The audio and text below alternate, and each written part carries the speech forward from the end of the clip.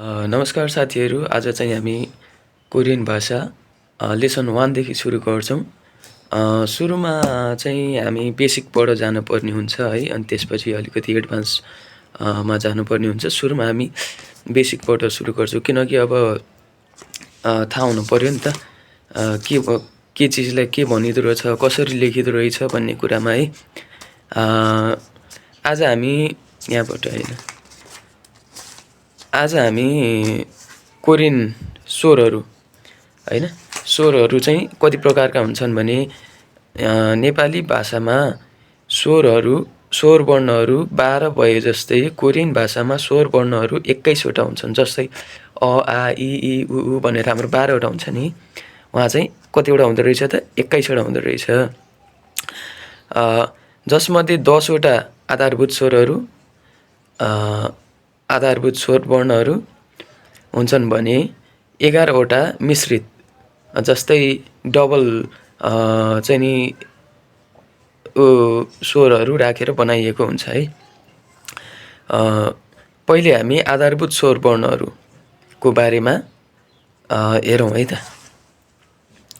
स्वर लेखिँदा चाहिँ एउटा धर्को तानेर बिचबाट ठ्याक्क त्यसलाई एउटा दिन पर्ने, धर्का दिन पर्ने हुन्छ, जसलाई चाहिँ हामी आ भन्छौँ। अब त्यसको लागि चिन्हको लागि चाहिँ तपाईँहरूले कसरी लेख्न सक्नुहुन्छ भने एउटा गोलो तान्ने अगाडि, अनि एउटा धर्को तानेर बिचबाट त्यो धर्कोलाई साइडमा राखेपछि त्यसलाई हामीले आ भनेर चिनिने भयो है त।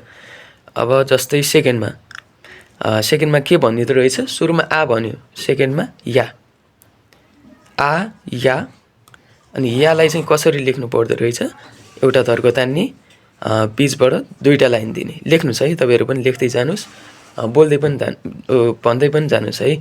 आ या चाहिँ कसरी लेख्नु पर्दो रहेछ, गोलो तान्ने सुरुमा, अनि एउटा धर्सो तान्ने, अनि बिचमा 2टा लाइन तान्ने है त। त्यति गरेपछि हाम्रो या भयो। अब हामीले तेस्रो नम्बरमा अ आयो है त।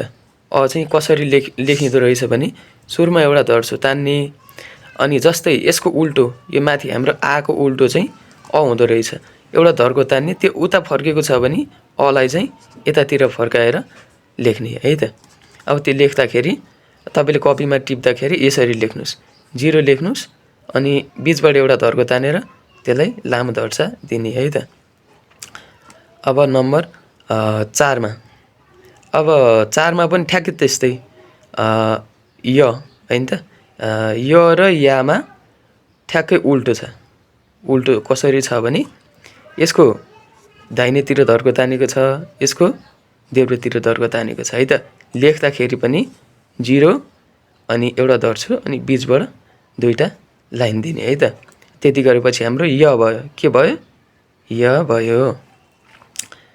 अब नम्बर 5मा आएका छौँ हामी। यसलाई चाहिँ कसरी लेख्नु भने यहाँ अब देखिरहनु भएको छ, तपाईँहरूले लेख्दै जानुहोस्।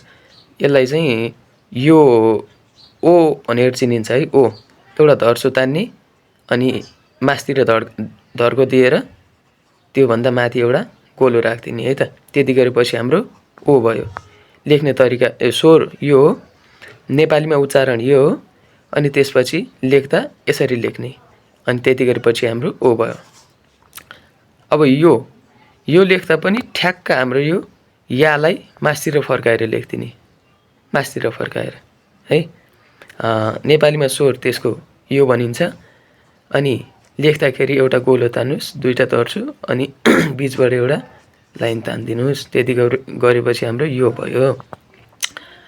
अब ऊ लेख्दा चाहिँ कसरी लेख्ने भने टी, ठ्याक्कै टी बनाइदिने है त। टी बनाइदिने। अब त्यसलाई लेख्दाखेरि कसरी लेख्नुहोस् भने तपाईँले एउटा गोलो तान्ने, अनि लाइन तानेर त्यसलाई टी बनाइदिने है त। सरी, अलिकति सन्चो छैन मलाई। अनि यु लेख्दा चाहिँ कसरी लेख्ने भने एउटा गोलो तान्ने, बिचबाट एउटा धर्सो, अनि तलतिर 2टा झारिदिने, 2टा लाइन झारिदिने है त। त्यति गरेपछि हाम्रो यु भयो।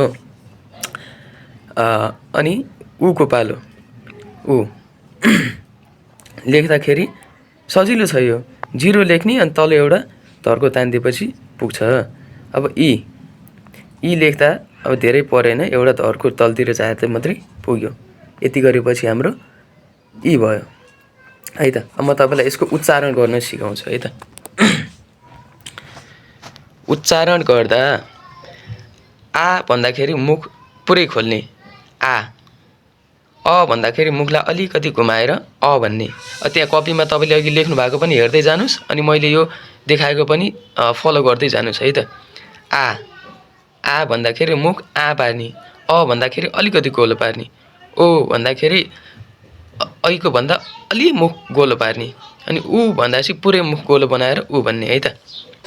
अनि अर्को उ छ यहाँ, अघि मैले तपाईँलाई भन्छु भने यो उ भन्दाखेरि दाँत झन्डै जोडिएको जस्तो गरेर अलिकति स्माइल दिएको जस्तो गरेर उ भन्ने। यसको उच्चारण पनि अलिकति फरक छ, जसर्थ यसको बोल्ने लिपि पनि शैली पनि अर्कै छ। उ भन्ने माथिको उ भयो, तलको उ भयो। अनि या भन्दाखेरि ठ्याक्क दाँत जोडेर पुरै मुख खोल्ने या। अनि अर्को य भन्दा पनि त्यस्तै, य भन्दा पनि ठ्याक्कै यसको उल्टो दाँत जोडेर मासतिर सर्काउने य। अनि अर्को छ यो, त्यही शैलीमा है त। अनि अर्को यु यसरी भन्ने है त। ई भन्दाखेरि अब के गर्नु पर्यो नि, त्यतिकै ई भन्दा हुन्छ है। आजको भाग चाहिँ अब भिडियो धेरै लामो हुन्छ, भिडियोलाई धेरै लामो नबनाऊ। आज हामीले के पढ्यौँ त? आज हामीले जम्मा 10वटा आधारभूत स्वरहरू पढ्यौँ। बुझ्नुभयो नि? 21वटामा 10वटा पढ्यौँ आधारभूत, जुन सिङ्गल कन्सोनेन्ट पढ्यौँ होइन, 10वटा। अब भोलि हामी के पढ्छौँ त? अर्को लेसनमा 11वटा अर्को डबल कन्सोनेन्ट भवेल्सहरू हामी पढ्छौँ है। ल आजलाई भिडियो यति गरौँ, धेरै लामो नगरौँ। सब्सक्राइब गर्दै गर्नु होला, लाइक गर्नुहोस्, अनि बेल आइकनलाई दबाइदिनुहोस् है त।